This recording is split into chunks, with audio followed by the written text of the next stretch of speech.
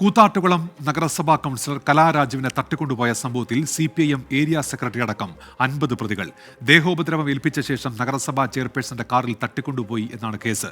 സ്ത്രീത്വത്തെ അപമാനിച്ചതിൽ CPIM നേതാക്കൾക്കെതിരെ കേസെടുക്കണം എന്ന് കലാരാജു ആവശ്യപ്പെട്ടു. അതേസമയം കലാരാജുവിനെ തട്ടിക്കൊണ്ടുപോയിട്ടില്ല എന്ന CPIM-ഉം അവിശ്വാസ പ്രമേയം വീണ്ടും നടത്താൻ അനുമതി തേടി ഹൈക്കോടതിയെ സമീപിക്കുമെന്ന് കോൺഗ്രസും വ്യക്തമാക്കി. സംഭവത്തിൽ ആരോപണ വിധേയനായ മൂവാറ്റുപുഴ DYSP-ക്കെതിരെ റൂറൽ SP അന്വേഷണത്തിന് ഉത്തരവിട്ടു. അവിശ്വാസ പ്രമേയത്തിനെതിരെ പലതരത്തിലുള്ള രാഷ്ട്രീയ നാടകം കേരളം നേരത്തെയും കണ്ടിട്ടുണ്ട്. രാഷ്ട്രീയ ചരടുവലികൾ, അവസാന നിമിഷത്തെ കൂറുമാറ്റമടക്കം. എന്നാൽ സമീപകാലത്ത് കേരളം കണ്ടിട്ടില്ലാത്ത രാഷ്ട്രീയ നാടകമാണ് കൂത്താട്ടുകുളത്ത് അരങ്ങേറിയത്. CPM കൗൺസിലറെ തട്ടിക്കൊണ്ടുപോയ കേസിൽ CPIM ഏരിയ സെക്രട്ടറി തന്നെയാണ് ഒന്നാം പ്രതി.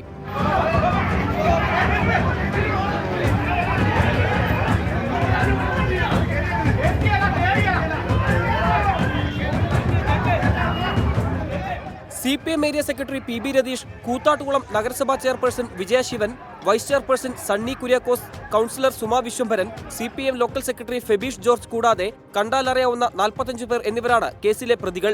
കലാരാജുവിനെ ദേഹോപദ്രവം ഏൽപ്പിച്ച ശേഷം നഗരസഭാ ചെയർപേഴ്സന്റെ കാറിൽ തട്ടിക്കൊണ്ടുപോയി എന്നാണ് FIR-ൽ പറയുന്നത്.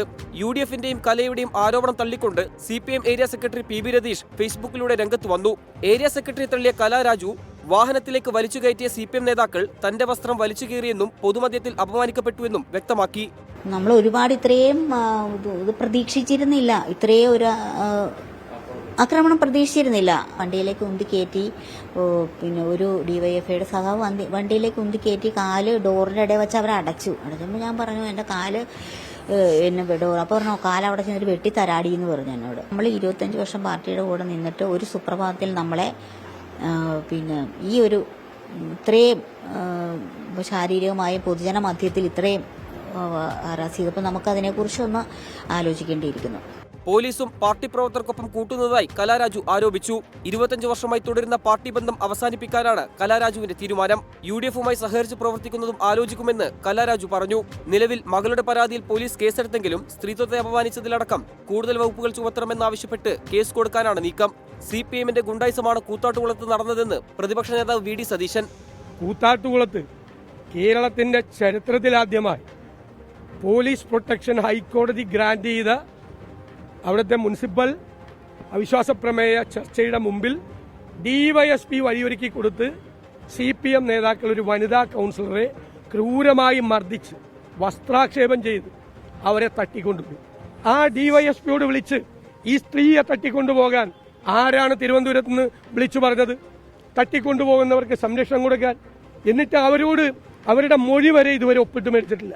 കലാരാജുവിന്റെ ആരോപണം തള്ളിയ CPM ജില്ലാ സെക്രട്ടറി CN മോഹനൻ തട്ടിക്കൊണ്ടുപോയത് കോൺഗ്രസ് ആണെന്ന വിചിത്രവാദവുമായി രംഗത്തെത്തി. രാവിലെ സംഭവത്തിന് മുമ്പ് CPM-ന്റെ പാർലമെന്ററി പാർട്ടി നേരത്തെ വിളിക്കുമ്പോൾ ഇവർ സ്ഥലത്തില്ല. അപ്പോൾ അവരുടെ വീടിൻ്റെ അടുത്ത് അവരില്ല, അവരുടെ ബന്ധുക്കളെ അന്വേഷിച്ചവരില്ല. അപ്പോൾ അവരെ ആരോ മാറ്റിയിട്ടുണ്ടെന്ന്. അപ്പോൾ ആദ്യം തട്ടിക്കൊണ്ടുപോയത് കോൺഗ്രസ് അവരെ.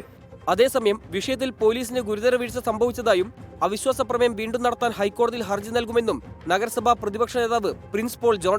ഞങ്ങൾക്ക് സുരക്ഷിതമായി കൗൺസിൽ ഹാളിലെത്തി അവിശ്വാസ പ്രമേയ ചർച്ചയിൽ പങ്കെടുക്കാൻ കഴിയുന്ന രീതിയിൽ മറ്റൊരു ദിവസത്തേക്ക് മാറ്റിവെച്ചുകൊണ്ട് അത് വീണ്ടും നടത്തണമെന്ന് ബഹുമാനപ്പെട്ട ഹൈക്കോടതിയോട് ആവശ്യപ്പെടാനാണ്. കലാരാജുവിനെതിരായ അതിക്രമത്തിനും പോലീസ് വീഴ്ചയ്ക്കുമെതിരെ കൂത്താട്ടുകുളത്ത് നാളെ UDF പ്രതിഷേധം സംഘടിപ്പിക്കും. പോലീസിനെതിരെ കോടതിയലക്ഷ്യ നടപടി ആവശ്യപ്പെട്ട് കോൺഗ്രസ് ഹൈക്കോടതിയെ സമീപിക്കാനും തീരുമാനിച്ചു. പോലീസിന് വീഴ്ചയുണ്ടായെന്ന ആരോപണത്തിനു പിന്നാലെ മൂവാറ്റുപുഴ DYSP-ക്കെതിരെ റൂറൽ SP അന്വേഷണത്തിന് ഉത്തരവിട്ടിട്ടുണ്ട്.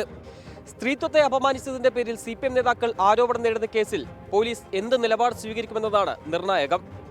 കൊച്ചിയിൽ നിന്ന് നിതിൻ അംബുജൻ, 24. പൊതുജനം കഴുതയല്ല സാർ.